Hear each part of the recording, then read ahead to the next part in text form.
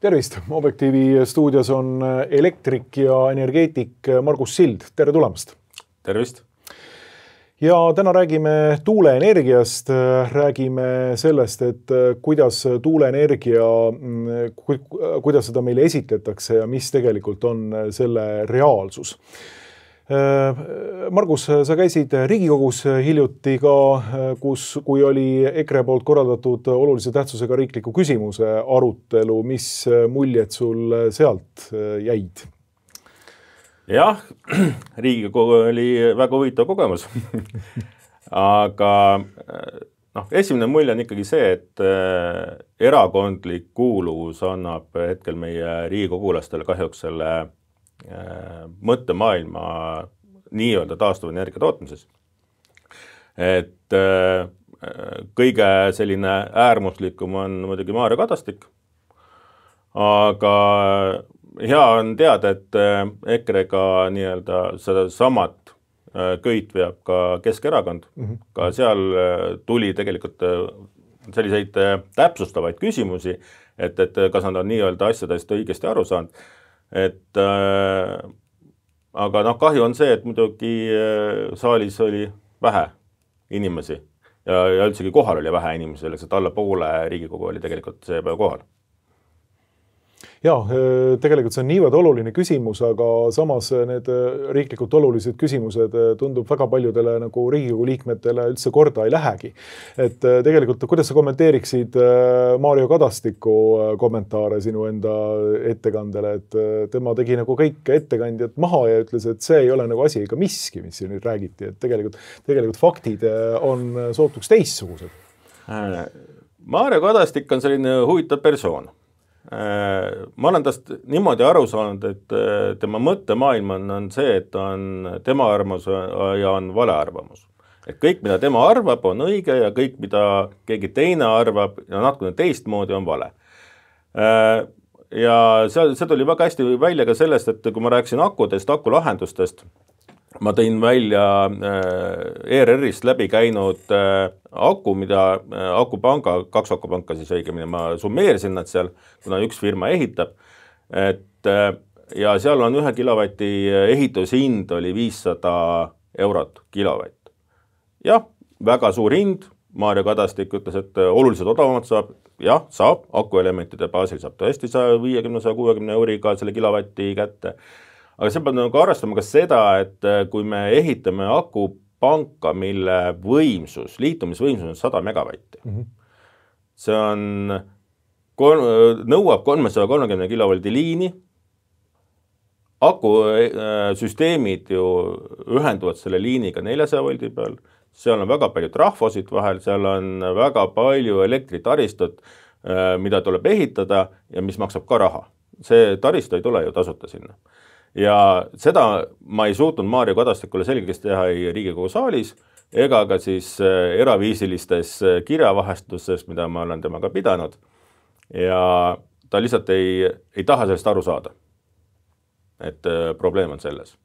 Tema arvamus on see, et kui meil on tuulepark olemas, millel on mingi liitumine ehitatud, siis me ei tohiks enam edasise taristu ehitust liita akusüsteemi kilovati hinna juurde, et see oleks just nagu mingi õhus olev hind, mis tuleb kuskilt, jumal teab kus kohas.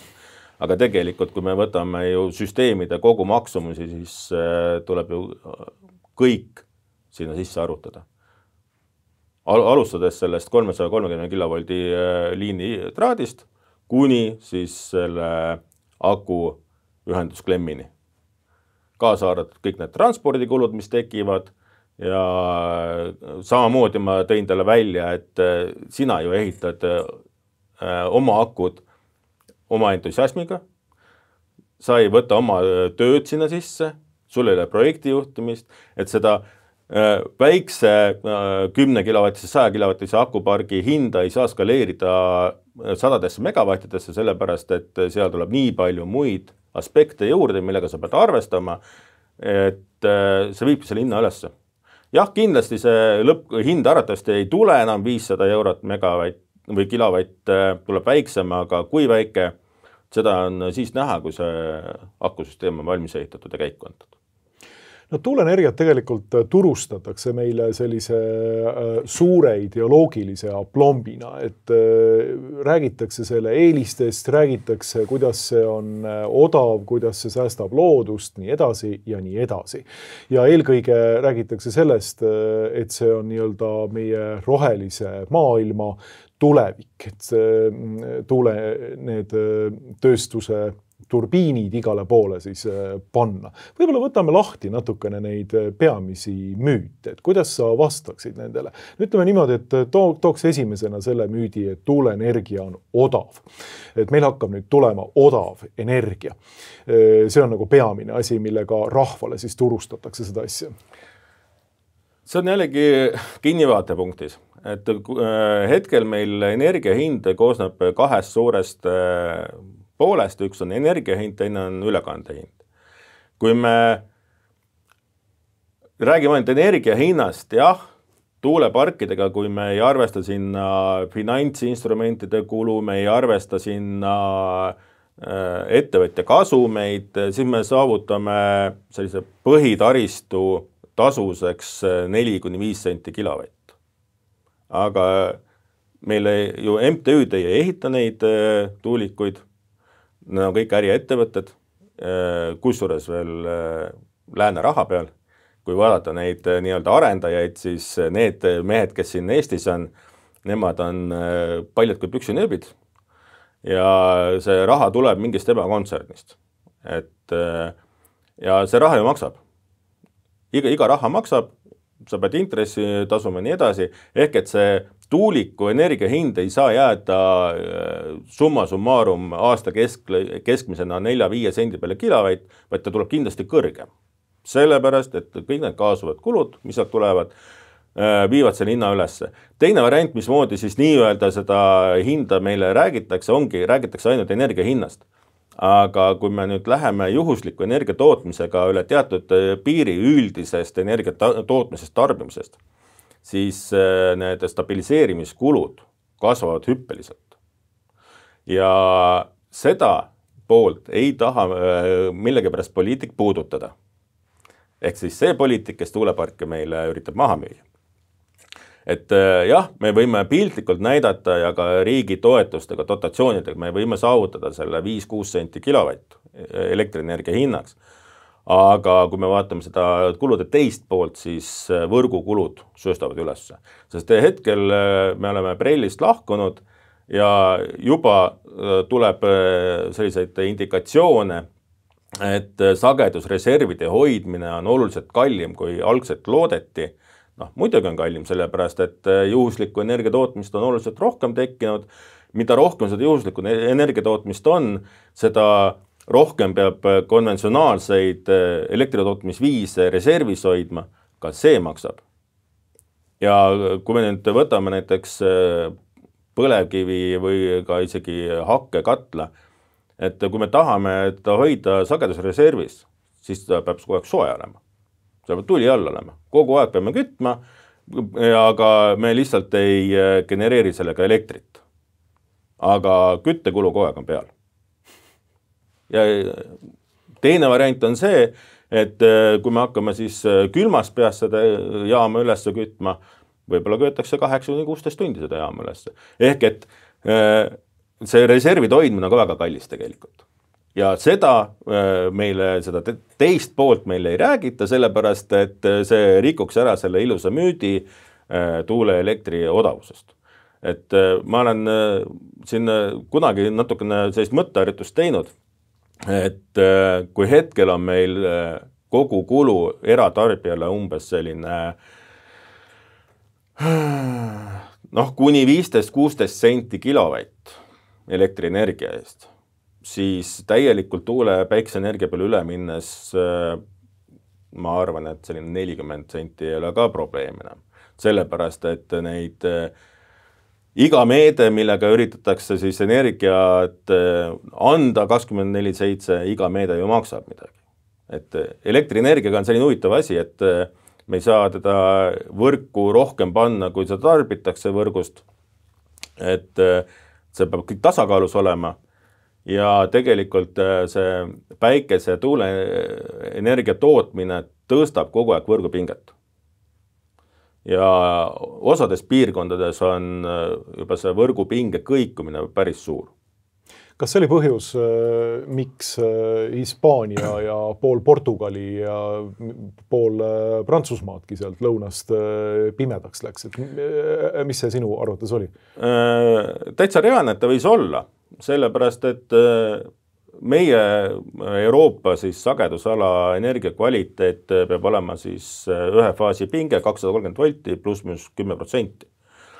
Kui ta läheb sellest piirist välja, siis on seal mingisugused ajafaktorid mängus, et kui kaua lubatakse piirist väljas olla sellel pingel, faasipingel. Ja kui see läheb üle, siis näiteks ka lükatakse võrk välja sellepärast, et pinged lähevad üle. Et ei ole võimalik faasi anda 280 volti näiteks tarbijatele. Et see lõpeb elektroonikaseadmete põlemisega. Jah, kuna ma ise ei ole suure energia edastusega tegelenud, siis ma ei tea täpselt neid sätteid, mille pealt kaitseautomaatika rakendub. Aga seal on nii sageduse pealt, voolu pealt, tarbitava voolu pealt kui ka pinge pealt. Et nad peavad seda kõike paigas hoidma. Ja nüüd ongi see, et näiteks kui üks suur piirkond, midagi juhtub seal näiteks, kui on rüngpilvisus, päiksepaneel teadupärast toodab kõige paremini elektrit siis, kui tal on puhas päiksekiirgus 90 kraadi võrreldes paneeli pinnaga. Kui tuleb pilv ette, siis paneeli tootlikkus langeb drastiliselt. Ja kui näiteks mingi piirkond juba oli nii-öelda taastuv energia toite peal, võibki ainult pilv tulla suure päiksepargi päikest varjutama ja tarbitav võimsus kasvab oluliselt üle sellest, mida suudetakse toota ja kaitseautomaatika rakendubki. Ja kui üks suur piirkond ennast välja lülitub, siis kõik sõltub nüüd võrguoperaatorist.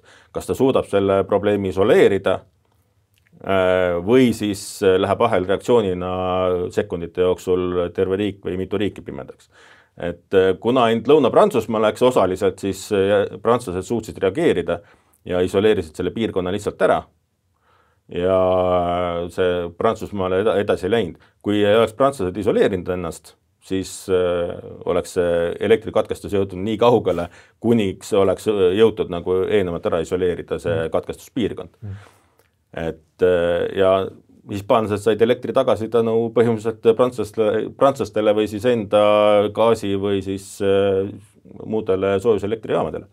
Et tuule- ja päikesesüsteemid ei suuda ise käivitada. Nad ei ole saartalitlus võimelised. Jah, on olemas inverterid päikesepaneelidele, mis on saartalitlusvõimekusega täiesti olemas.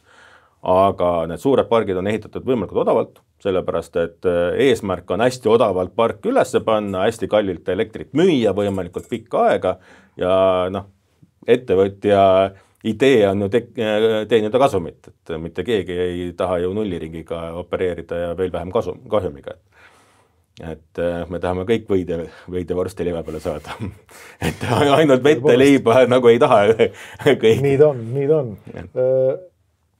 Räägitakse ka sellest, et tuuleenergia säästab loodust, et see on kuidagi loodusele vägagi kasulik, kui meil tuulikud igal pool vuhisevad.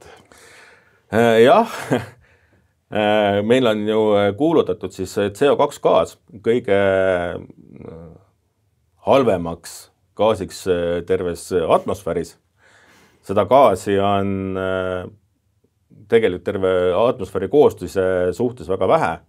Ehk et circa 400-450 osa miljoni kohta on siis välisõhus ja inimese jaoks tegelikult ei ole hea üle 800 osa miljoni kohta kontsentratsioon, siis muutub inimene loiuks ja uimaseks.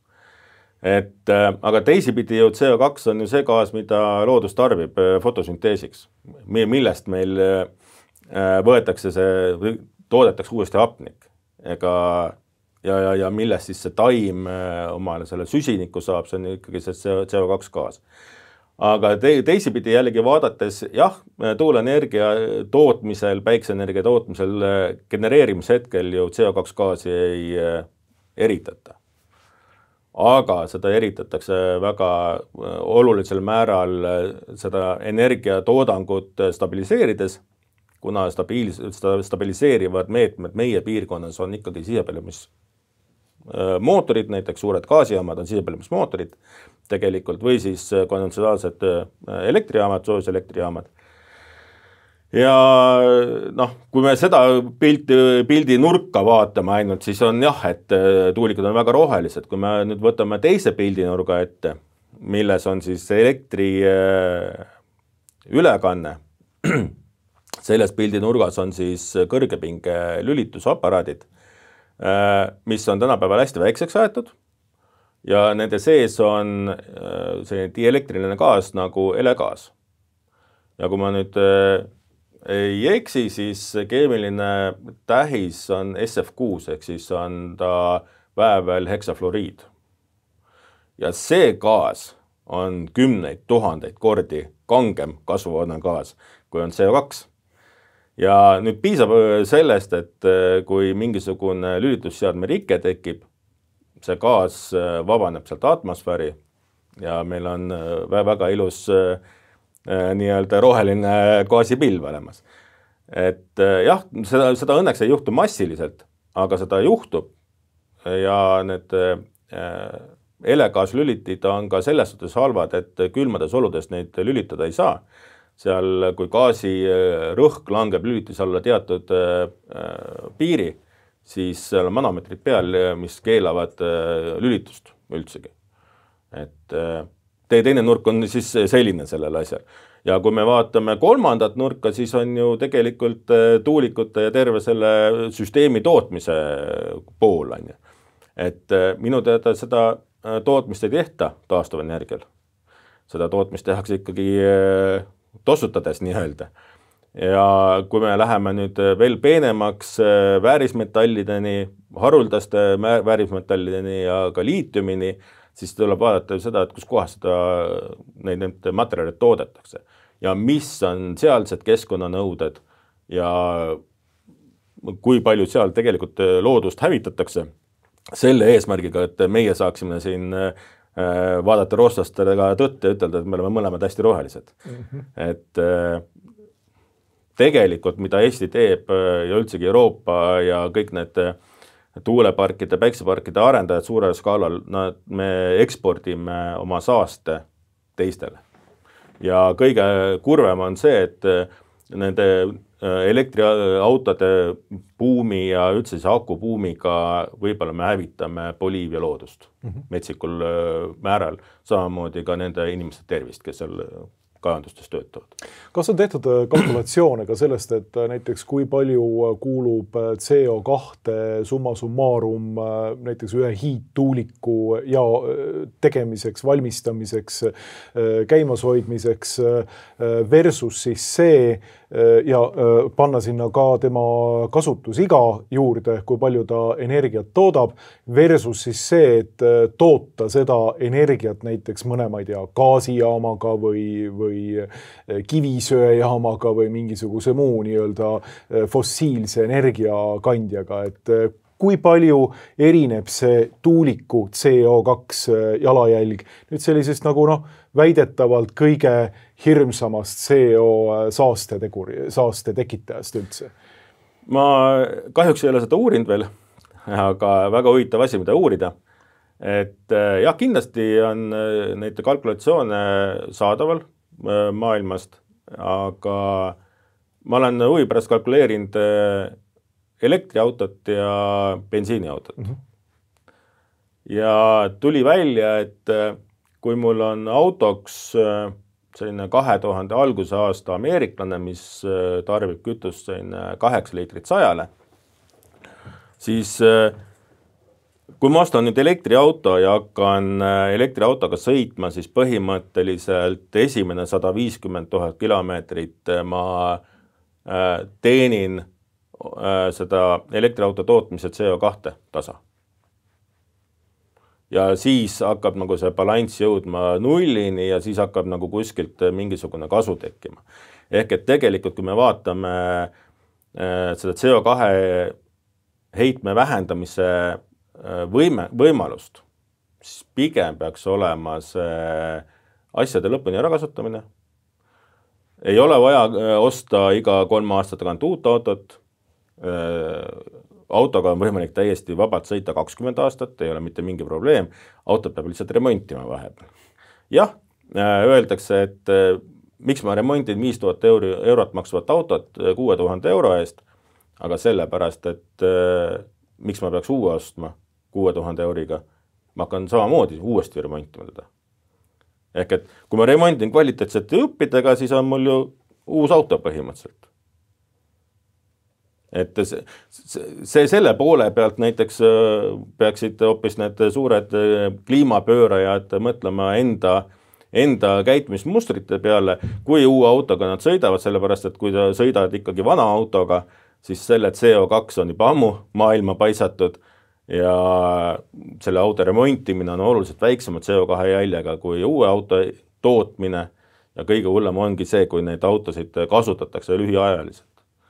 Et iga 5 aasta tagant uus on ju, et mida lühemaks läheb asjade tsükkel, seda suuremaks läheb nende CO2 ja siit võib ka seda teisipidi võtta, et mida pikemat aega ju tuulepark töötab, seda väiksemaks tema summaarne CO2 nii-öelda jääb, on ju. Aga noh, see ei ole nagu kõige suurem probleem selle tuulepargi kasutamise juures. Et pigem peaks nagu vaatama energeetilisi probleeme ka ja just energeetilised probleemid minu jaoks ütlevad, et tuulepark on nagu mõttetu. Räägime veel ühest nagu asjast, millega tuuleparki üritatakse maha müüa meile eelkõige siis energiajulgeolekust, et kui palju, me siin mainisime juba, rääkisime juba, et näiteks siin Hispaania ja Portugali näidetel see energiajulgeolek kipub olema suhteliselt hõredal pinnal, ütleme nii. Energiajulgeolek saab ju olla ainult siis, kui see tuulepark suudab toota energiat sõltumata välisliinidest. Kui me katkestame selle tuulepargi välisühenduse ja see tuulepark suudab üleval hoida mingit küla, mingit valda, jah, siis me oleme saavutanud energiajulgeoleku. Kui me katkestame põhivõrgu toite ja see piirkond jääb pimedaks isegi siis, kui seal on väga palju tuule- ja päikeseparke, siis meil energiajulgeolekut ei ole juurde tekkinud, vaid seda on vähenenud.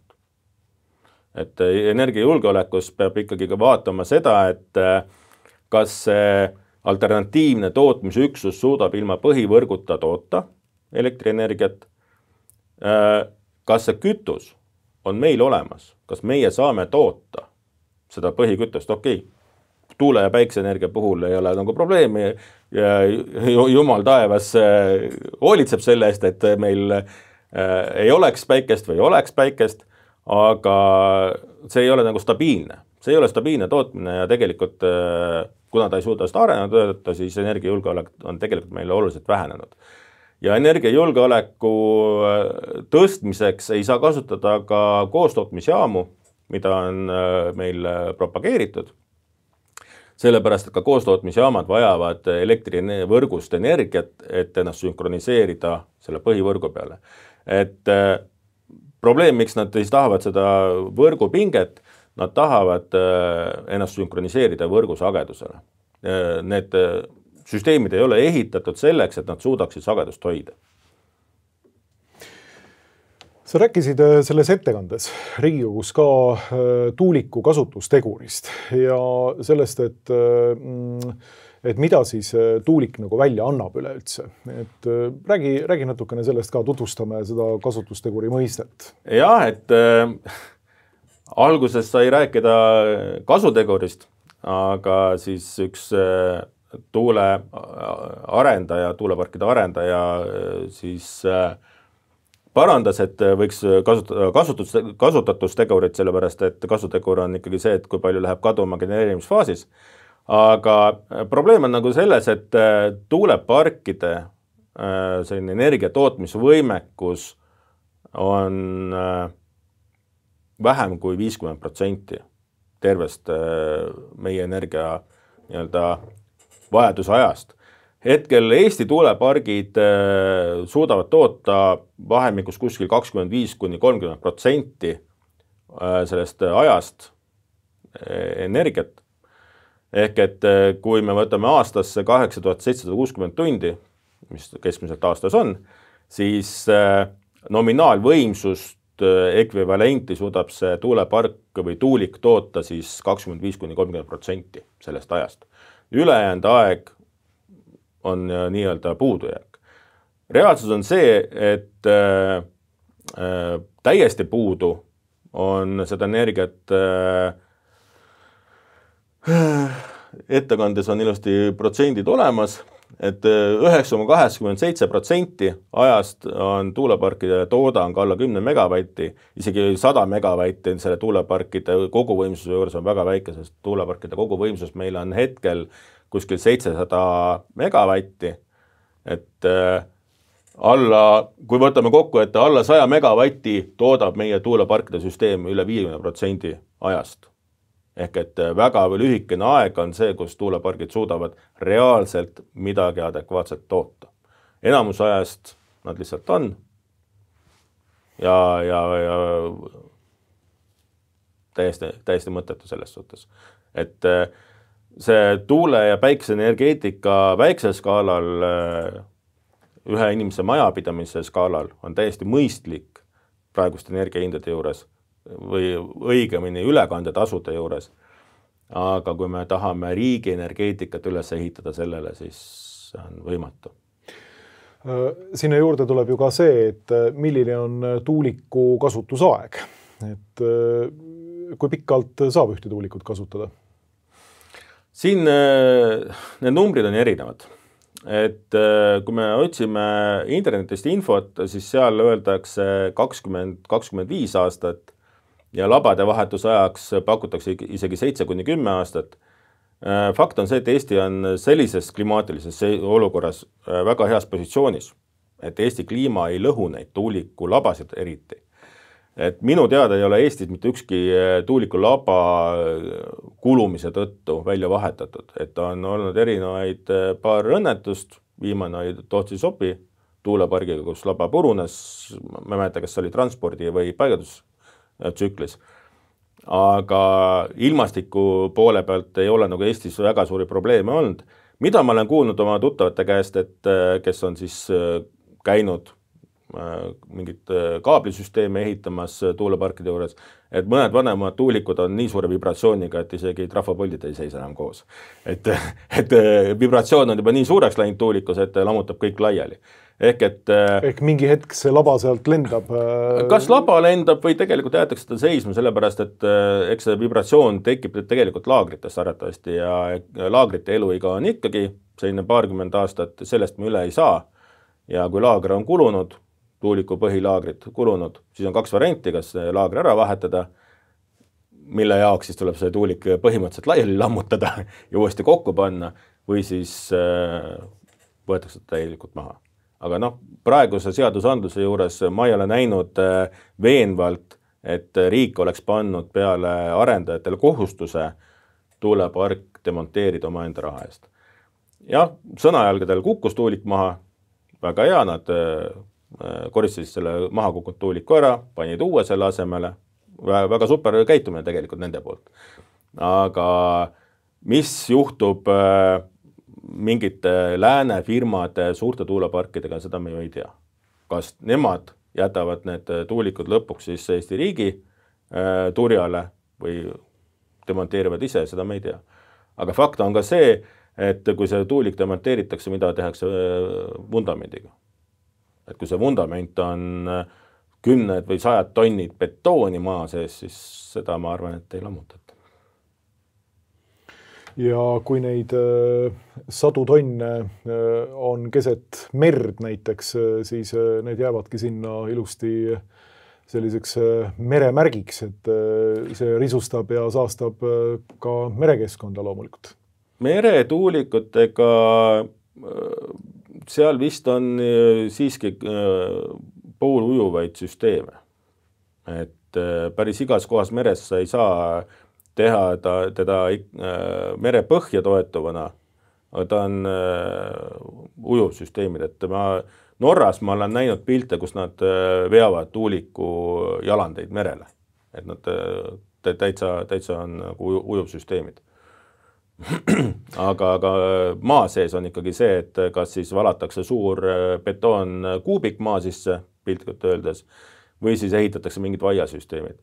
Betoonkuubik on lihtsalt kuni 10 meetrit betooni sügavuselt, aga kui on vaiasüsteem, siis see läheb 10 meetrite peale ja mida ta teeb meie põhjaveega, kui selle vaiaga lõigatakse läbi veesooned, mis juhtub siis ümberkaudsetes kaevudes, madalamates kaevudes just.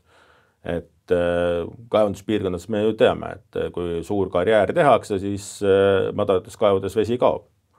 Et ka see oht on. Ja nii palju, kui ma olen käinud näiteks ka valla nendel koosolekutel, rahvakoosolekutel, ega vallajuhid või vallaametnikud ei taha üldsegi sellest vee teemast rääkida. Sellepärast, et eks ta on uurimata nendel ja suure tõenäosusega see vesi vanemates kaevudes kaob ära, mis on salvkaevud või siis madalad puurkaevud. Et jah, keegi ei taha sellest rääkida. See on jällegi väga suur pahupool sellel süsteemil.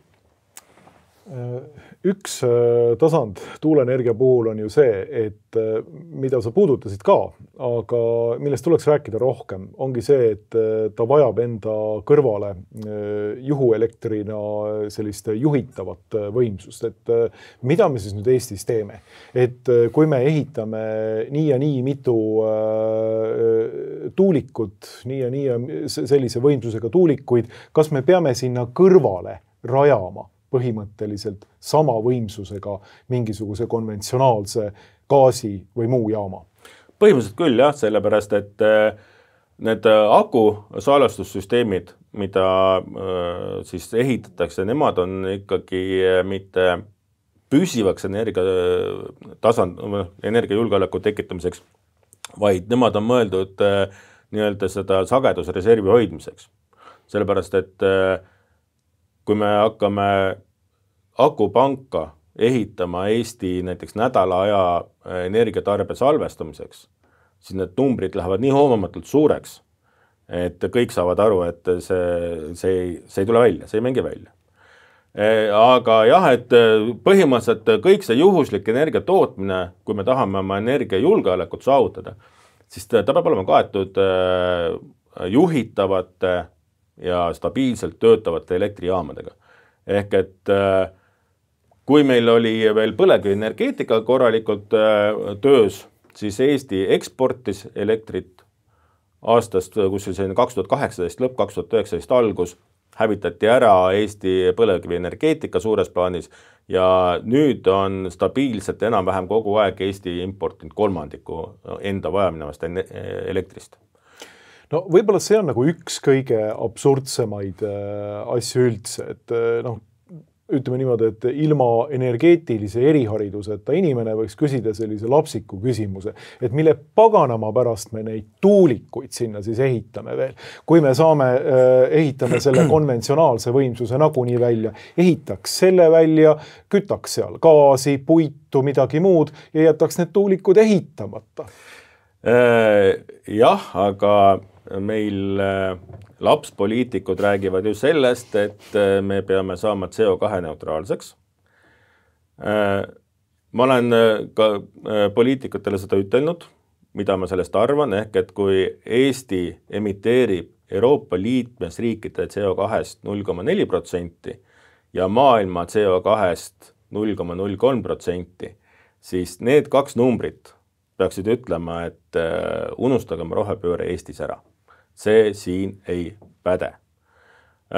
Nüüd kütuste valikute poole pealt ma ei soovitaks gaasi kasutada suures plaanis, sellepärast, et gaas ei ole meie tooraine. Et kui me räägime energiajulgeolekust, siis tooraine, millega me energiat toodame, peaks olema meil Eesti maa peal me ei pea sõltuma välisühendustest ja põlevkivi kahjuks on ainukene alternatiiv meile, mida me peaksime praegu tegema ja põlevkivile ainuke alternatiiv suures plaanis on kahjuks ainult tuumaenergeetika, mis kahjuks Baltikumis on hävitatud. Äkki oli aasta 2005, kui Ignalina kästi sulgeda. Et samas Vene jaamad, nüüd ma räägin sellist juttu, mis on äärmiselt nii-öelda putinistlik. No me oleme harjunud sellega siin stuudios. Et tegelikult see Vever-süsteemiga tuumajaam, Vene tuumajaam, seal olid mõned disainivead. Ja põhiviga oli see, et seal ei olnud topelt nii-öelda hoonet ümber, tugevdatud betoonist topelt hoonet. Aga opereerimise poole pealt oli ta suhteliselt ohutu ja Pripjati jaam lendas nii-öelda õhku ikkagi operaatori vea tõttu. Kuna operaator lihtsalt ei saanud aru selle jaama hingeelust, ta ei osanud lugeda enam andureid, ehk siis andurid enam midagi ei näidanud ja ta ei saanud aru, et tegelikult kõik on hästi, ära tõmble, aga see operaator hakkas tõmblema ja kuna seal oli ehituslik viga, et söevarraste, protsessi aeglustavate varraste ajamid olid liiga aeglased, siis väljenda need vardad sai, aga sisse enam ei saanud sellepärast, et lihtsalt ajast ei väheks. Ja seal tegelikult ju oli ainult auruplahvatus.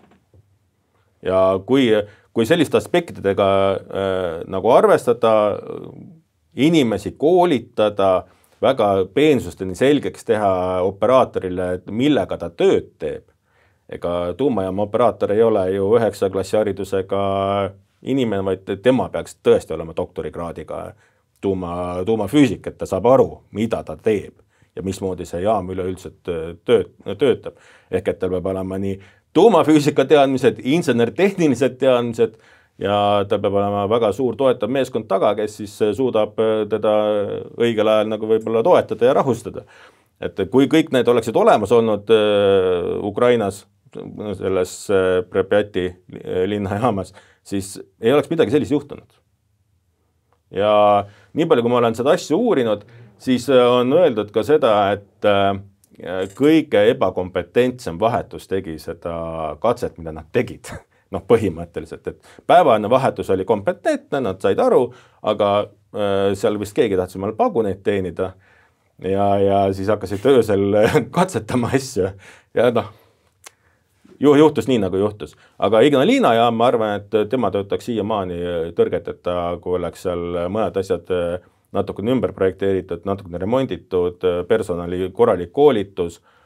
Ega see tuumajaama personali palgakulu on ka suhteliselt suur, sellepärast see ei saa sinna odavat personali võtta, sul peab olema kindel ja kvaliteetne personal.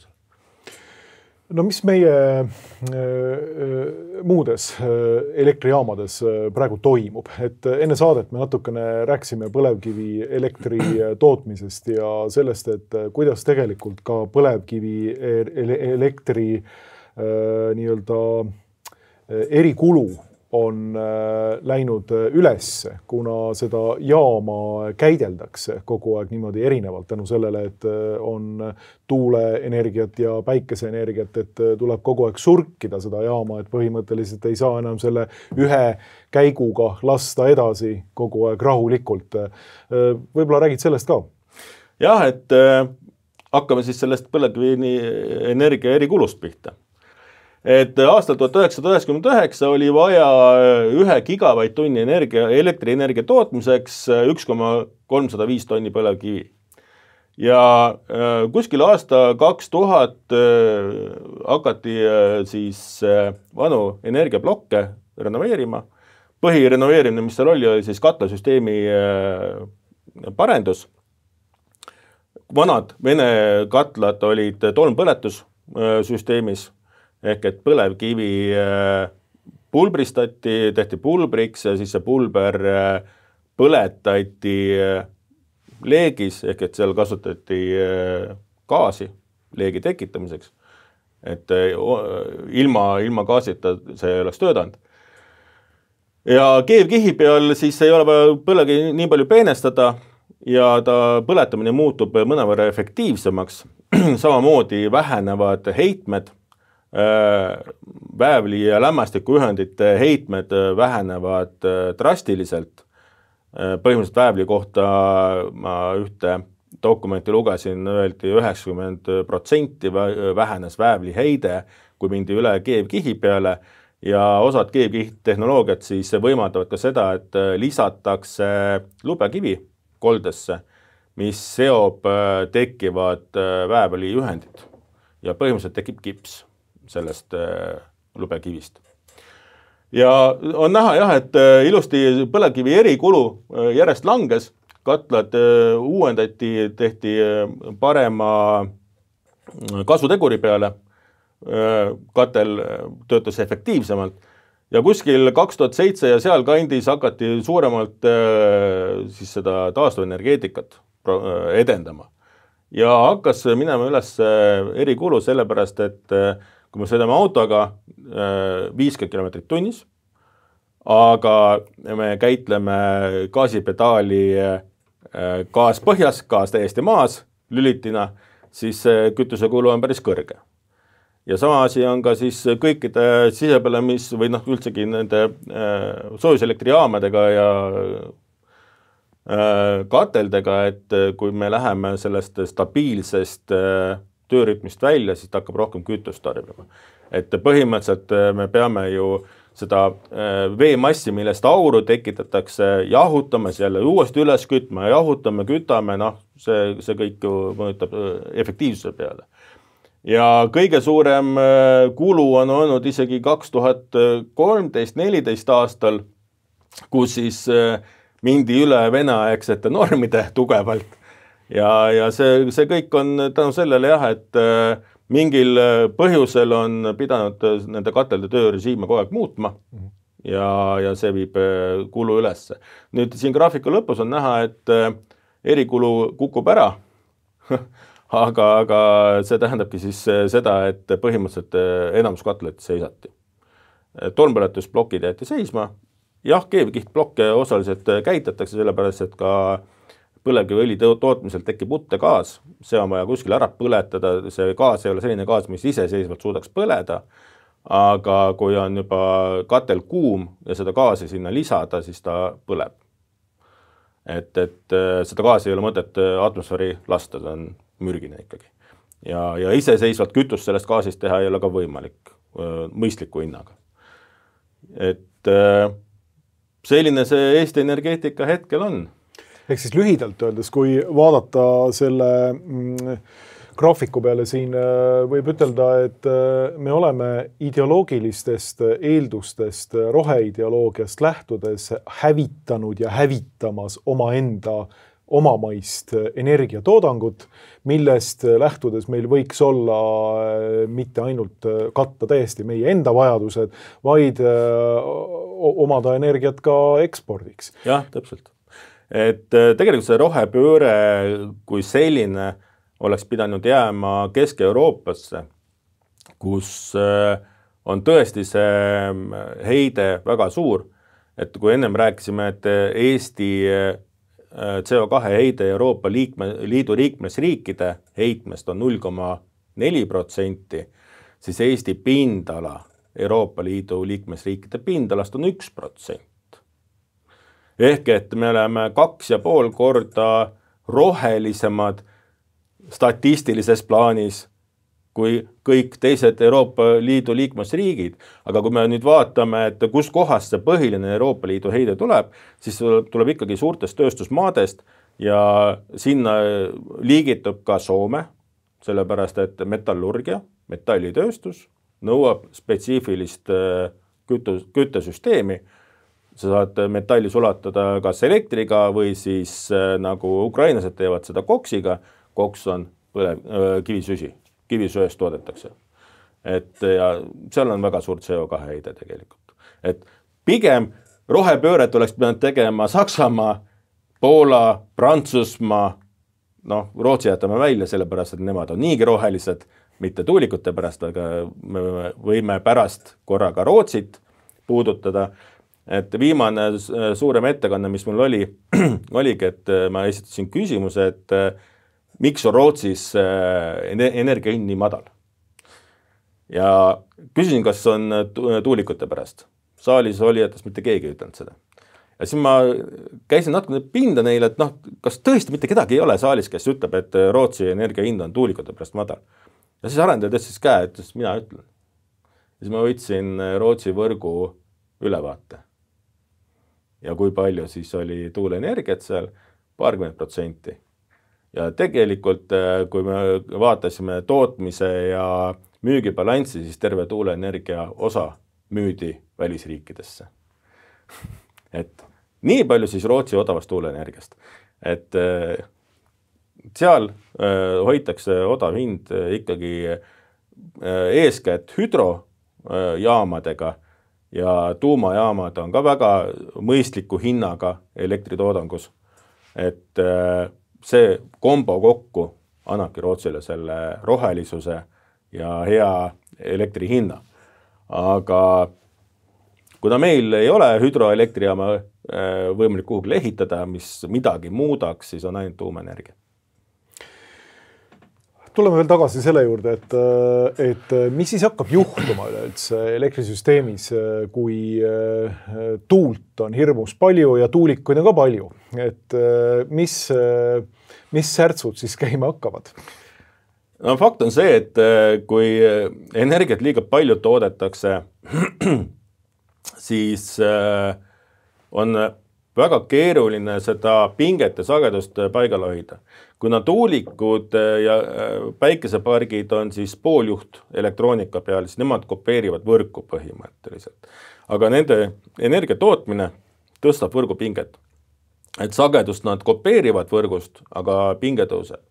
Nüüd konventsionaalsed elektrijaamad, seal on siis pöörlevad massid, pöörlev generaator. Kui seal jääb energiat üle, siis sagedus hakkab tõusma seal.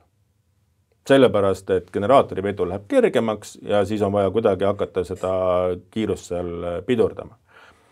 Et selle jaoks siis põhimõtteliselt ongi olemas mingisugused sageduse hoidmissüsteemid. Hetkel Eestis, kui me eksi, siis on 3 pöörleva massi sünkroonjaama. Et nende põhimõte on siis see, et kui energiat üle jääb, siis kiirendatakse seda pöörlevat massi, energiat vähe on, siis aegustatakse, võetakse seda energiat välja. Aga tuulikute puhul tekib see probleem, et kui me neid tuulikuid liiga palju ehitame, siis me peame arvestama, kas meil on seda energiat kuhugile panna. Kui me ei saa seda energiat mitte kuhugile panna, siis me peame ta piiri taha müüma. Aga kui soomlased ja lätlased on nüüd ka metsikult tuuleparke omale ehitanud, nemad ei taha seda elektrit. Ja siis tekibki see situatsioon, et kui on tuult hästi palju, tuleb tuulikud seisma jätta. Sellepärast, et muidu tekib lihtsalt elektrivõrgus nii-öelda ülekoormus, ehk siis pinge läheb liiga kõrgeks. Et seal ongi siis see balansseerimine selle noatera peal, et kus on see mõistlik piir, et ma olen oma ettekanded alati lõpetanud, et minu arvates on Eesti mõistlik piir tuuleenergeetikas saavutatud. Et nüüd peaks tõmbama pidurit ja vaatama, aga põhimõtteliselt, kui ikkagi see tuuleenergiat või päikeseenergiat on liiga palju, seda ei ole kuhugile panna, siis läheb elekter ära. Aga kas ei oleks võimalik ehitada suuri akupanku? Me juba rääkisime natukene sellest ja sa oma ettekandes seda teemat ka puudutasid, aga võib-olla kordame üle veel akupankade peamised probleemid ja maksumuse. Akupankade peamine probleem ongi maksumus. Et isegi kui me võtame akupanga kilovati maksumuseks välja pakutud 160 eurot kilovatt, akupangal on eluiga. Selline väga traditsiooniline on 6 kuni 8 000 tsüklit on aku eluiga. Jah, sellised uuemate akude puhul öeldakse 10 000, olenevalt hooldusest ja laetustasemetest kuni 15 000 tsüklit. Aga siis on põhimõtteliselt see akupank hävinud umbes 20% tsükkel on kui palju siis? No kilovati tsükkel on see, et ta suudab selle kilovati välja anda, on aku täiesti tühenenud ja siis uuesti laetakse see aku täis. Et kui see kilovatt võetakse välja tunni jooksul, siis ongi kilovatt-tund, 1 kilovatt-tund, aga fakt on ka see, et kui sa tunni jooksul kilovatti tarbid, siis sa pead järgmise tunni jooksul selle kilovatti sinna tagasi panema.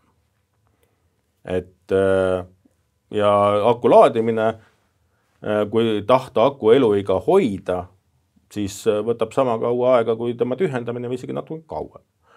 Ja nüüd me võimegi võtta ju, kui me võtame tüüpilise eramaja, mis võib-olla tarbib 300 kilovatti kuus energiat, noh, ütleme, see on siis 10 kilovatti ööpäevas, siis et anda üks ööpäev energiat sellele majale, meil on vaja 10 kilovatt-tundi akut ja see aku maksab selline 1600-1700 eurot elementide tasemel.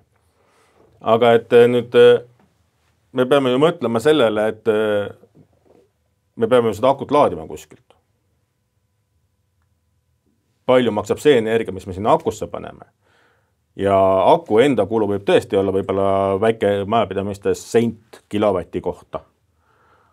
Aga palju maksab see energia, mis sinna sisse läheb, kaua see aega võtab ja fakt on ka see, et kui me kasutame seda ühte akut ühe eramaja jaoks, siis 15 päeva nii-öelda tarbimine ja 15 päeva laeme. Et see akusüsteemid suurel skaalal riigi energeetika hoidmiseks ei ole võimalik. Need akuparke on vaja metsikult toota. Ja suhtasin Maarja Kadastikuga ja tegelikult riigi mastaabis akupankadele ei loodetagi. See on ainult eraisikute lõbu tegelikult ja väikses skaalas on võimalik seda teha. Või võib-olla mingi väiksem ettevõtte lehmalaudad näiteks. Aga kui me võtame juba tootmise ettevõtte, näiteks Saheveski, kus ma ise olen tööd teinud, siis tulid päiksepoisid, ütlesid, et me teeme akupanga teile. Ma küsisin mitmeks minutiks või tunniks, mitmeks päevaks vaja läheb. Ma ütlesin, et ööpäeva tarve on 20 megavatti. Ja siis nad panid suu kinni ja rohkem seda teemat nagu ei võtnud. Et suures, väikses mastaabis on see roheenergeetika kõik ilus kena. Ja tegelikult toimib, inimesed hoiavad raha kokku, sellepärast, et nad säästavad ju ka elektri ülekande tasude pealt. Iga tarbimata kilovatt ei ole mitte see keskmiselt 8,7 senti kilovatt-tunni hind, vaid pluss veel 5-8 senti võrgutasusid juurde. Ehk et see tasuvus lüheneb hoobilt ju, kasum suureneb 2 korda, kui see, et me lihtsalt toodame seda energiat võrku.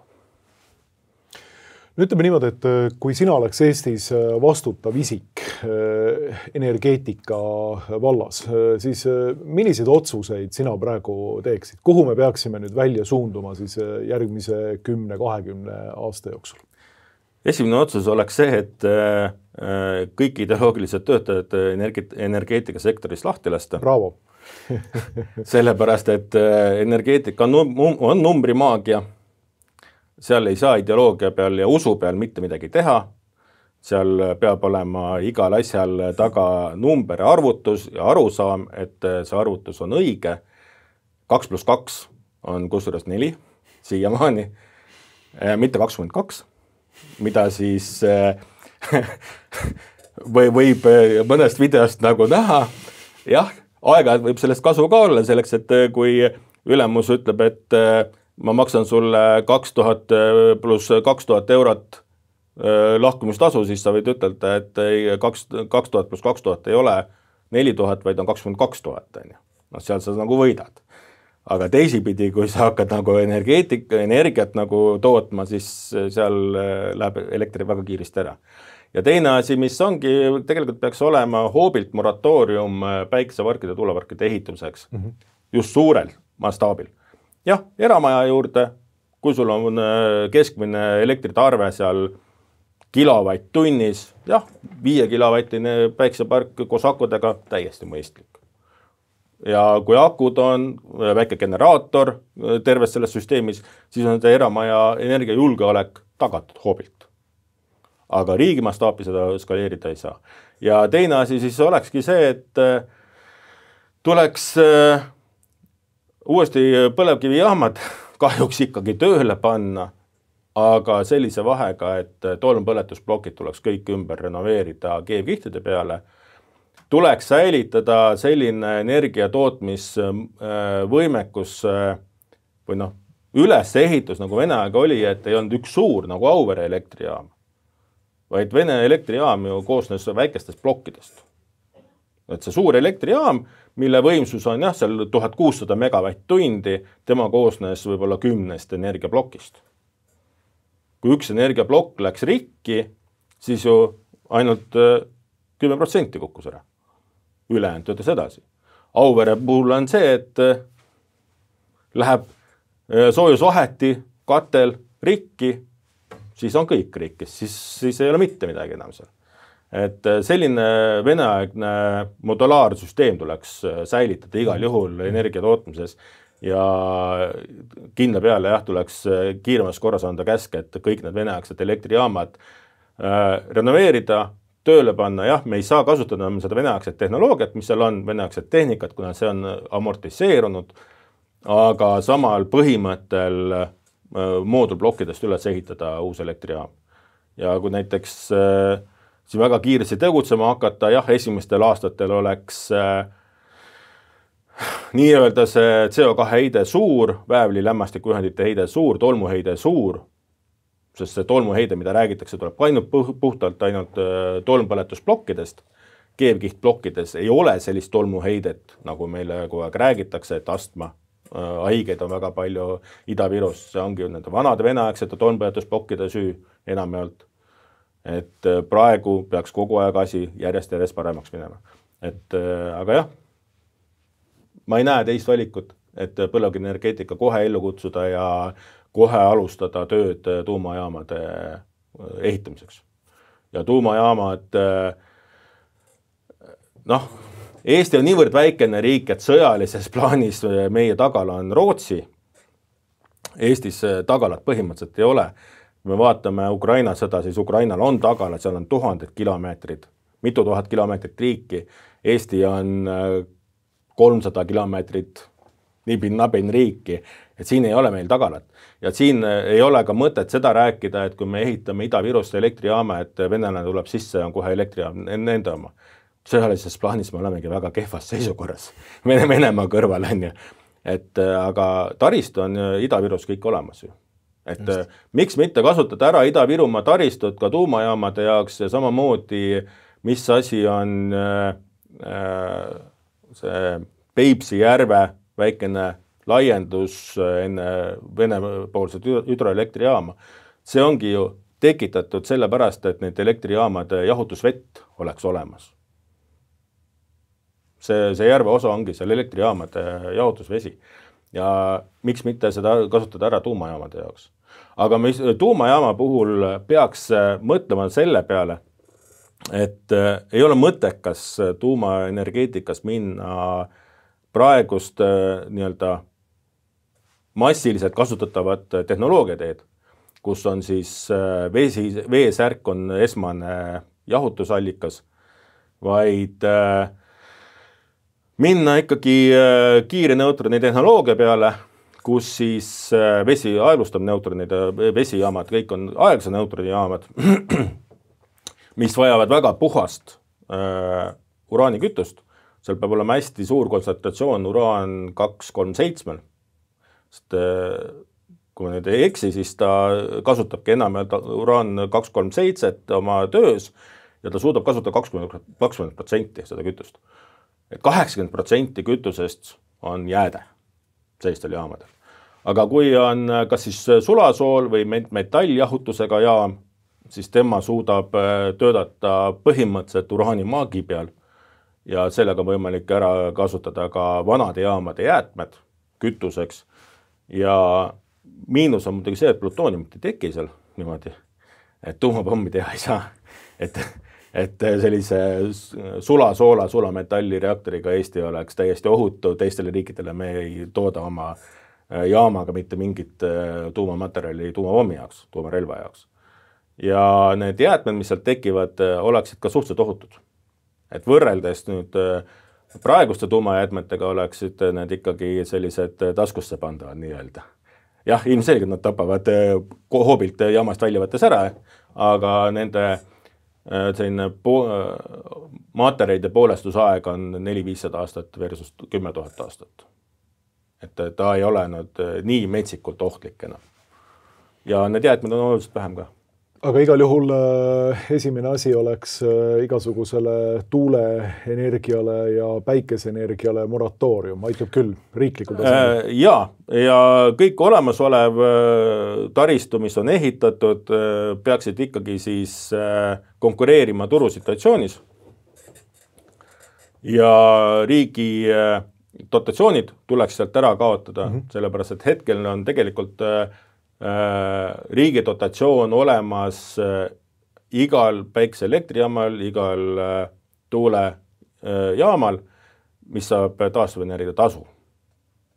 Ja see taastuvenergia tasu on ka selline huvitav asi, et kui me vaatame oma enda arve pealt seda, ta on väga väike summa, et eraisik ehitab õlgu, et mis ta siis on. Aga kui me võtame nüüd riigi energeetilist plaani, et kes siis tarbib Eesti riigis energiat, kas eraisik või siis tööstus, Eestis veel natukene on tööstus, siis tegelikult eraisik on ikka väga väikse tarbega, enamuse tarbib ära tööstus ja Saaves, kes töötasin, ma sain juurde ju ka arvetele, ma nägin võrguarveid ja seal oli peaaegu 30% taastuvenergia tasu tervest võrguarvest. Kui võrguarve oli 20 000 eurot, siis 6 000 eurot see ettevõte maksis lihtsalt tuule- ja päikseärimeestele. Jah, praegusel hetkel on need tuule- ja päikseärimehed ka eraisikud, kellel on 50 kilovatine päikesejaam. Aga suures plaanis ikkagi, kui äri ennast ise ära ei tasu, siis ei ole ta mõtet toetada. Et hetkel hoitakse riigi rahaga seda laipa püsti, et otsast mädaneb, aga hoiame ikkagi riigi rahaga püsti seda laipa ja elustame, äkki hakkab see kude uuesti taastama, ei, kui läheb mädanema, siis ei taasta. Ja kui äri on ikkagi selline, et ilma riigi toetuseta ei saa, siis tegelikult peakski ta olema riigi äri. Aga siis juba mitte tuule- ja päikseenergiaga, vaid ikkagi minna riiklikul tasandil ikkagi tuumaenergia poole. Aitäh sulle, Margus, siia stuudiosse tulemast ja neid energiabaastõdesid siin avamast. Jõudu sulle! Aitäh!